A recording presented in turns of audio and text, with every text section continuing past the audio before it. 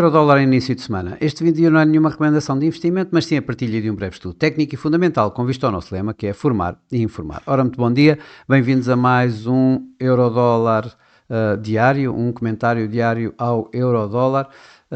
E começamos aqui, estamos a começar uma semana bastante agitada, digamos assim, com inúmeros indicadores, inúmeros dados económicos, isto em véspera de uma semana também bastante ela cheia de eventos que podem abanar, digamos, os mercados, desde logo as eleições norte-americanas, depois a reunião da Reserva Federal dos Estados Unidos. Bom, mas vamos a esta semana, ao que interessa nesta semana, e começando logo pelos dados que vamos tendo esta semana que analisar.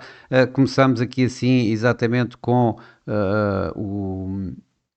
os dados da zona euro. Temos os dados do crescimento económico, em que é esperado aqui uma subida no terceiro trimestre de 0,2%.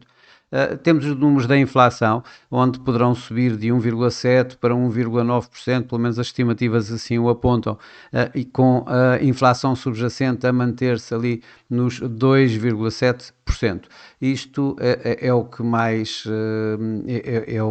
os mais importantes dados, digamos, para a Europa, para a zona euro, esta semana. Já nos Estados Unidos temos mais do que isso, voltamos a ter os tais números do PIB, voltamos a ter os números de inflação. O PIB aqui deverá crescer no trimestre cerca de 3%, em torno de 3%, pelo menos é isso que as estimativas assim o apontam, e a medida preferida do Fed para a inflação, o Core PCE Price Index, deverá mostrar que os preços subiram 0,2%, no mês de outubro, 0,2% no mês, com a medida anual de estar entre ali os 2,6, 2,7, neste momento está nos 2,7, portanto a manter-se nos 2,7, provavelmente mesmo talvez a cair para 2,6, pelo menos é isso que as estimativas assim o apontam. Não é só os dados da inflação, que não são só estes dados nos Estados Unidos, mas talvez os mais importantes que acabam por o mercado estar mais atentos, até porque o Fed continua a olhar com bastante preocupação para eles, para os dados do emprego, onde os non-farm payrolls deverão cair aqui para 110 mil, para cerca de 110 mil, dos 254 mil do mês anterior, isto muito devido também à disrupção feita pelos furacões que assolaram os Estados Unidos da América.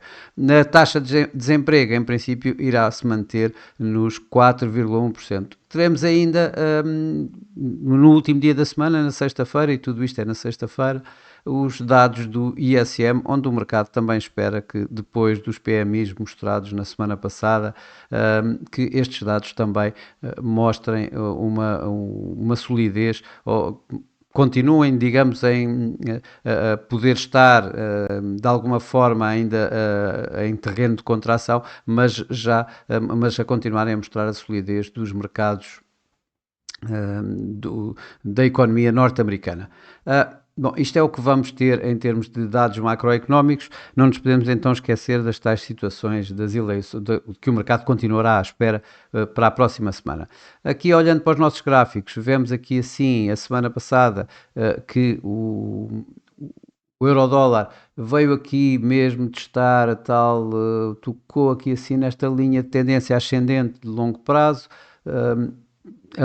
aqui quando fez aqui este mínimo a 61, esta linha está neste momento nos 1,0765, o preço está a começar a semana a reagir em alta, isto com as tensões no Médio Oriente a aliviarem um pouco, depois de Israel ter então repostado o tal ataque iraniano do princípio do mês de outubro, de uma forma de algo mais ligeira do que os mercados eventualmente receavam. Havia receios de que eles atacassem os centros energéticos, as instalações nucleares, as instalações petrolíferas, tal não aconteceu e isso acabou por aliviar, digamos, os mercados, o que deu de imediato as tensões no Médio Oriente a abrandarem um pouco. Por outro lado, isso também levou o petróleo em queda e o petróleo em queda alivia, digamos, o euro, dá algum suporte ao euro e, portanto, provavelmente é isso que estamos a ver neste momento. Apesar de tudo isso, eu tenho algumas cautelas, porque o mercado continua a apostar, passa a expressão, numa vitória de Donald Trump, e essa vitória de Donald Trump acaba por impulsionar o dólar, acaba por impulsionar, inclusive, digamos, o diferencial de taxas. Aliás, se nós olharmos para aqui, vemos então que o diferencial de taxas entre as yields obrigacionistas americanas a 2 anos e as europeias continua a subir, tal como já tinha reparado, tal como já tinha mencionado na semana passada. Isto é um gráfico diário, cada vela destas é um dia e, como vemos, isto continua bastante inclinado para cima. Eu creio que o euro-dólar, em termos desta semana, e pelo menos até aos dados do mercado de trabalho, a não ser que haja alguma coisa que saia muito fora daquele PIB e da inflação, provavelmente poderá manter-se por aqui, ou seja, entre os tais mínimos que já fizemos, a 1,0760, e aqui a parte de cima da nuvem de Ishimoku, que neste momento está ali à volta dos 1,0860, 1,0860 e pouco. Esta é para mim provavelmente a área em que o mercado vai andar aqui nos próximos dias, pelo menos no dia de hoje, que não temos praticamente qualquer indicador económico. Olhando aqui para o gráfico diário, vemos, portanto, esta era a minha projeção da semana passada e eu mantenho esta projeção, eu continuo a acreditar que isto possa continuar a cair. De qualquer das formas, hoje vamos ter um dia, como eu digo, bastante mais calmo. Vemos que há aqui, assim, de alguma forma, alguma recuperação, mesmo no ímpeto, no momento do par em que o RSI está já a sair desta área quase de sobrevenda e começa a vir aqui tentar testar aqui a hora de 50. Temos como uma resistência mais forte, como sempre, aqui assim, na média móvel dos 200 dias, que neste momento se encontra aqui a 1,0879, perto de ser cruzada de forma descendente com a média móvel 21, ou seja, dando mais força a este movimento descendente que temos assistido nos últimos dias. Nos últimos dias, semanas, mesmo meses.